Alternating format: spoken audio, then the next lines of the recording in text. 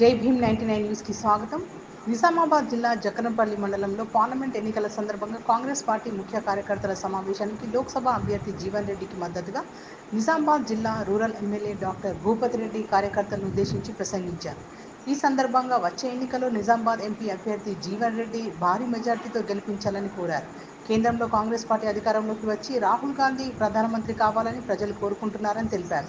కార్యకర్తలు, నాయకులు సైనికులుగా పనిచేయాలని ఎంపీ అభ్యర్థి జీవన్ రెడ్డి కోరారు. రైతులు అధైర్యపడవద్దు. కేంద్రంలో బీజేపీ ప్రభుత్వం రుణమాఫీపై ఎన్ని అడ్డంకులు పెట్టినా తెలంగాణ కాంగ్రెస్ ప్రభుత్వం రుణమాఫీ చేసి తీరుతామని అన్నారు. ఇట్టి కార్యక్రమంలో మండల కాంగ్రెస్ నాయకులు, కార్యకర్తలు తదితరులు పాల్గొన్నారు.